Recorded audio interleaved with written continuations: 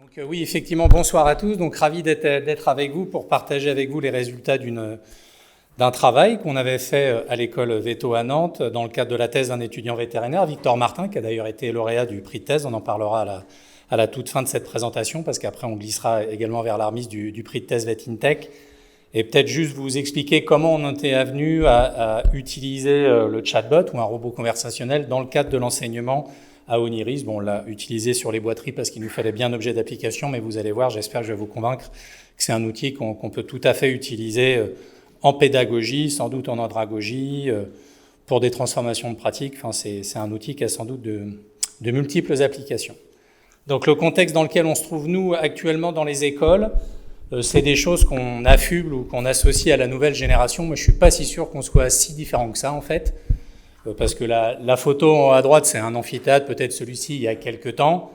Donc finalement, la photo du milieu, c'est un amphi qui est plutôt vide, mais bon, moi, je suis pas tout récent non plus, comme mes lunettes l'indiquent, mais à mon époque, il n'y avait pas beaucoup plus de monde en amphithéâtre, et je pense que pour ceux qui sont encore plus grisonnants, il y avait peut-être encore moins de monde, hein, et les clubs voile et le bar étaient sans doute plus fournis que les amphithéâtres. Donc du coup, et on dit aussi que les jeunes actuellement, ils s'ennuient très rapidement. Je pense qu'en fait, nous, on s'ennuyait tout autant qu'on était en cours de pharmaco ou d'anat. C'est juste qu'on avait moins d'opportunités de distraction, parce qu'effectivement, les smartphones n'existaient pas. D'accord ? Donc en fait, on n'avait pas d'autre choix que d'écouter ou de faire autre chose ou de se parler entre nous. Mais je pense pas qu'on s'ennuyait moins, en fait. Je pense qu'on s'ennuyait autant, c'est qu'on avait moins de possibilités de se divertir. Par contre, ce qui est certain, c'est que la quantité de connaissances augmente.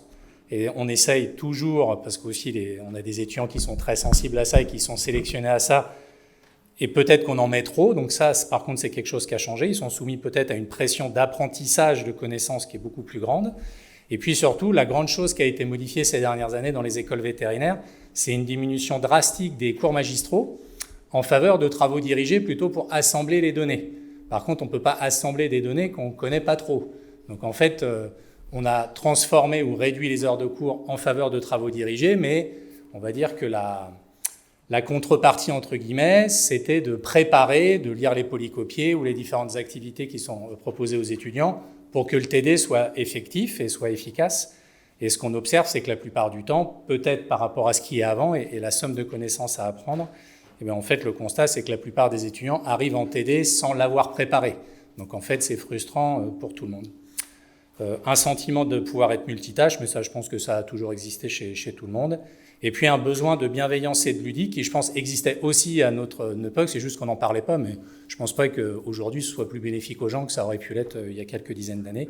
Par contre, ce qui est sûr, c'est qu'ils sont tous très habitués du smartphone. Donc du coup, on a essayé de trouver un moyen de se glisser dans les habitudes. Et du coup, ça permettait de répondre aussi à d'autres contraintes ou d'autres enjeux, qui est leur emploi du temps. Voilà, ça c'est à peu près des données qu'on a chez nous. 28 heures de travail personnel en moyenne par semaine, ça peut monter presque au double dans les périodes de révision. Bon, des aspects de souffrance ou de bien-être, donc ça c'est pareil, je ne peux pas dire si c'était très différent il y a 30 ans, en fait on ne l'étudiait pas.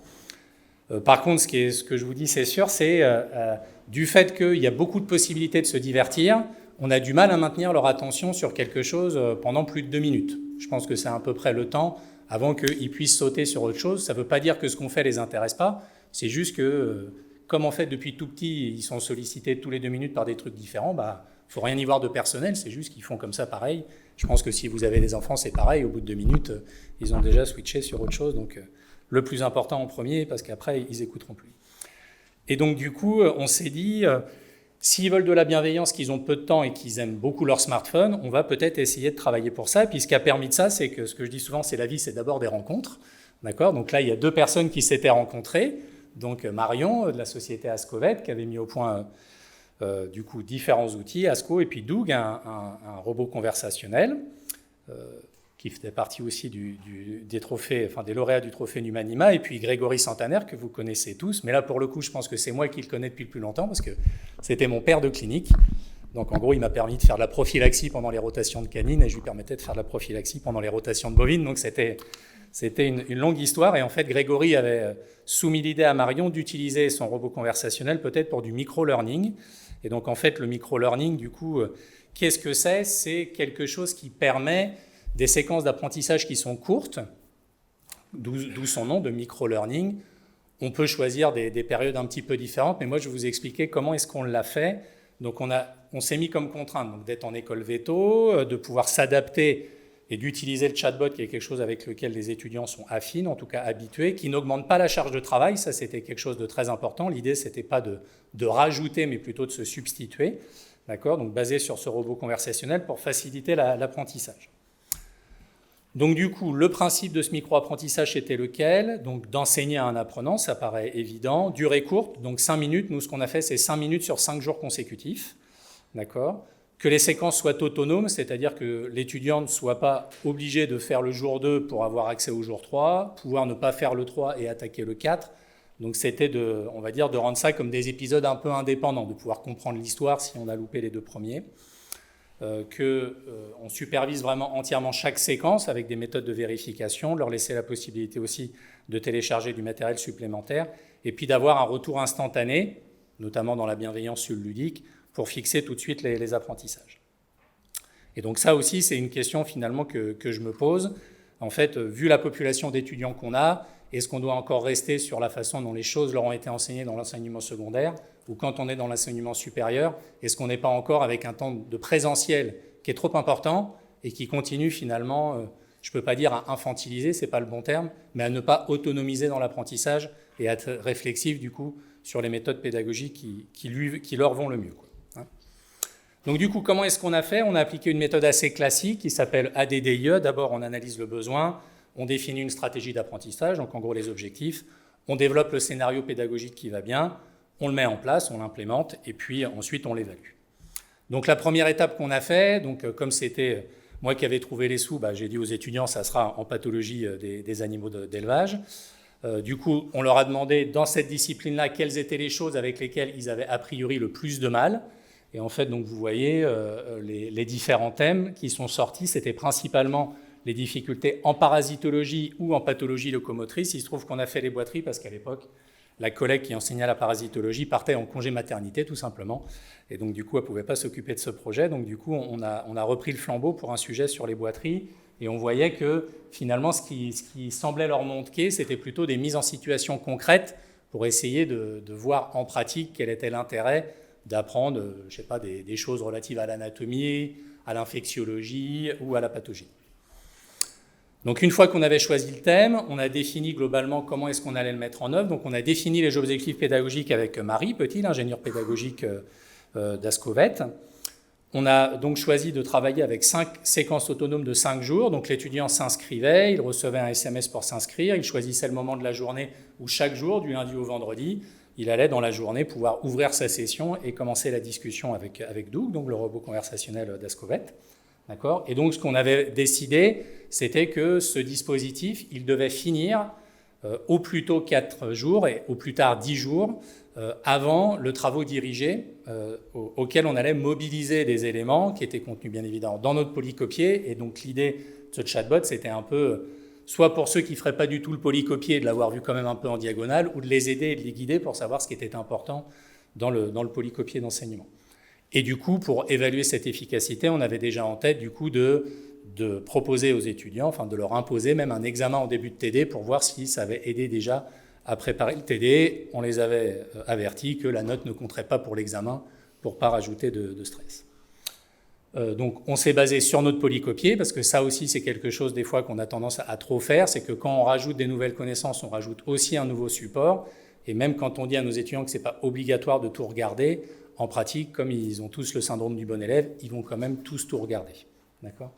Et donc réalisable en distanciel à tout moment, c'est eux qui choisissaient, s'ils le faisaient dans le bus le matin, sous la douche, dans le canapé, ils choisissaient.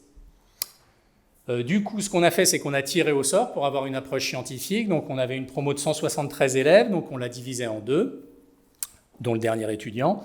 Du coup, on a choisi au hasard la moitié qui allait choisir ce Doug, la moitié qui n'allait pas le faire. Mais en fait, on avait prévu déjà une option qui était, malgré le fait que ce soit obligatoire soit de le faire, soit de ne pas le faire, on a imaginé que tous ne suivraient pas la consigne, que certains qui avaient été tirés au sort pour le faire ne le feraient pas. Vous verrez tout à l'heure que l'hypothèse n'était pas fausse. Donc globalement, on devait avoir 87 étudiants qui devaient le faire et 86 qui ne devaient pas le faire. Comment est-ce que ça se passait? C'est globalement l'architecture. Après, vous allez voir une petite vidéo qui va vous donner un exemple de comment ça marche. Donc, on a défini tout le scénario pédagogique. Donc, à ce stade, il n'y a pas d'intelligence artificielle derrière. On a déjà travaillé tous les scénarios, d'accord, avec toutes les réponses possibles, avec à chaque fois un feedback selon qu'il aura donné la réponse A, B ou C. Soit on le renforce, on dit que c'est bien. Si c'était la mauvaise réponse, bon, ben, on va essayer de trouver une façon positive de tourner ça. Et pour ensuite dérouler. Et on avait systématiquement une offre qui était faite à l'étudiant à la fin de chaque jour pour télécharger un document supplémentaire qui pouvait être une vidéo supplémentaire, qui pouvait être une grille de scoring, voilà, qui était quelque chose, on va dire, de supplémentaire. Et l'expérience montre que dans la plupart du temps, les étudiants la téléchargeaient. Donc comment est-ce que ça marche? Ça marchait comme ça. Donc là, par exemple, vous allez voir le type de conversation qui peut se passer. Donc l'étudiant est sur son smartphone, il a une vidéo, donc qui était une des vaches dans nos hôpitaux, du coup avec une question, donc l'étudiant peut rescroller, il doit choisir parmi différentes choses, qu'est-ce qu'il trouve qui est modifié, le rythme, la longueur, etc. Il peut cliquer différentes réponses, et puis à ce moment-là, du coup, la vidéo va lui dire si oui ou non, hop, si ça veut bien reprendre, tac, hop là. Du coup, ça va être sur la suivante. Excusez-moi, voilà. Du coup, là, il va avoir sa réponse qui va lui dire que oui, effectivement, là, il avait bon. Si c'était pas bon, de toute façon, on lui aurait réexpliqué pourquoi ces options choisies fausses étaient fausses et quelles étaient celles qu'il aurait dû trouver. Ça nous permettait de renforcer, de rentrer plus dans le détail. Donc ça, c'était globalement l'architecture pour vous montrer un exemple. Peut-être un exemple avec une autre vidéo qui vous montre également comment est-ce que ça se passe. Pour essayer de le mettre dans une situation pratique, un éleveur t'appelle pour un veau qui semble être en difficulté. Je vous laisse lire. À quel syndrome est-ce que ça peut être associé? Il fait un choix. Voilà. Et du coup, là, on lui dit non. On lui dit ce que ça aurait plutôt dû être, sa bonne réponse, pour essayer de le ramener. Donc, globalement, notre polycopier, on va dire qu'il traite à peu près de 5 grands thèmes. Donc, du coup, c'est ce qui nous a donné nos 5 grands thèmes du lundi au vendredi. Okay, et donc, on a essayé de multiplier soit des QCM, soit des vrais-faux, des vidéos, des images, pour essayer aussi de changer et de varier un peu les plaisirs d'un jour à l'autre. D'accord ?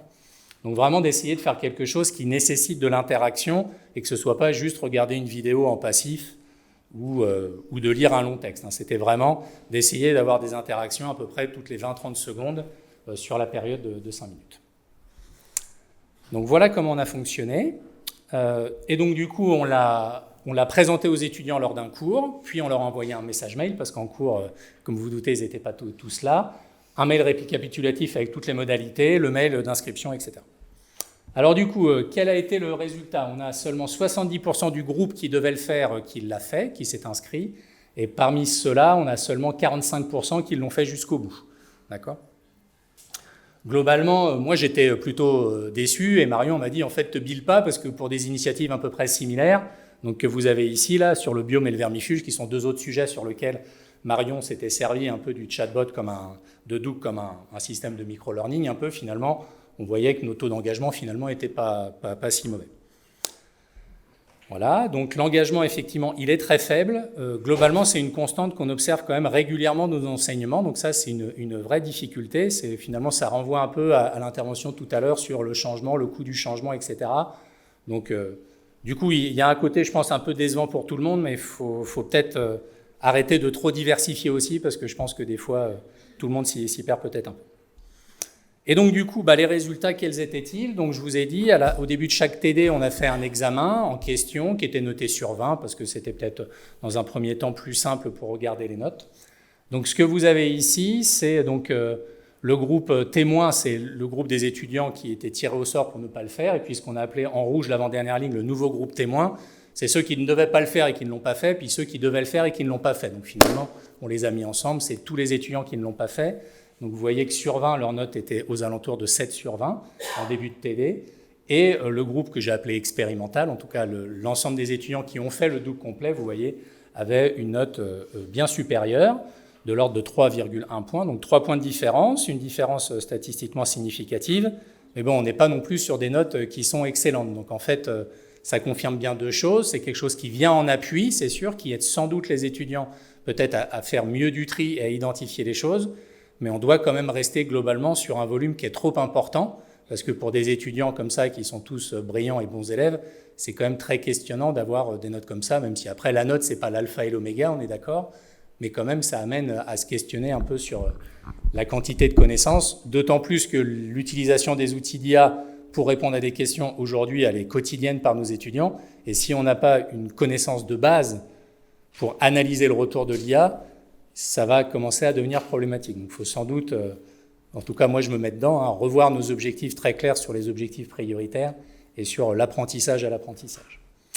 Donc voilà, globalement quelque chose de très positif en termes statistiques, parce que quand on transforme ça avec différents tests statistiques, donc là vous avez une puissance d'un test qui vient se placer sur une grille qui a été faite par un spécialiste de la pédagogie il y a quelques années, où vous voyez l'ensemble des différentes, on va dire, intensités qu'on peut attendre d'une modalité pédagogique, d'accord, en sachant que généralement on va placer plutôt un cours magistral aux alentours de 0,4, 0,5. Là on était vraiment sur quelque chose qui était extrêmement fort, donc ça veut dire que ça peut nous paraître effectivement, quand on regarde les notes, plutôt insatisfaisant, mais en tout cas si on le compare aux autres modalités pédagogiques telles qu'elles sont décrites classiquement dans la littérature en pédagogie, c'était vraiment plutôt bon. On a regardé également s'il y avait une influence du sexe ou du genre sur l'engagement des étudiants. Sans surprise, les filles, elles ont été plus sérieuses, plus appliquées. Quand elles devaient le faire, elles le faisaient. Quand elles ne devaient pas le faire, elles ne le faisaient pas. Mais bon, là, je pense que ce n'est pas un résultat qui va vous surprendre. Et du coup, on a regardé également les résultats par jour. Donc toujours pareil, en comparant le groupe des étudiants qui n'avaient jamais fait le DOOC, ceux qui l'avaient fait partiellement et ceux qui l'avaient fait complètement. Et donc, ce que vous pouvez regarder, c'est ce que je vous ai mis en rouge, c'est que les différences, elles sont plus visibles sur certains jours que d'autres. Et en fait, vous ne le savez pas, mais je vous le dis, mais les jours J2 et J4, c'était probablement dans la partie du polycopié ceux qui étaient les plus denses, avec les concepts les plus compliqués à comprendre sur les mécanismes physiopathogéniques, la pousse de la corne. Enfin, je ne veux pas vous emmener dans trop de détails, mais en tout cas, c'était les jours qui étaient sans doute les plus compliqués, alors que les autres, c'était des maladies assez classiques qui posaient peu de problèmes. Donc sans doute que ça doit aussi nous amener à se dire, si jamais on doit réutiliser ce type de système, ça serait sans doute intéressant de le focaliser sur les concepts les plus compliqués à comprendre et faire confiance aux apprentissages peut-être un peu plus de type bachotage qui sont simples sur certains concepts.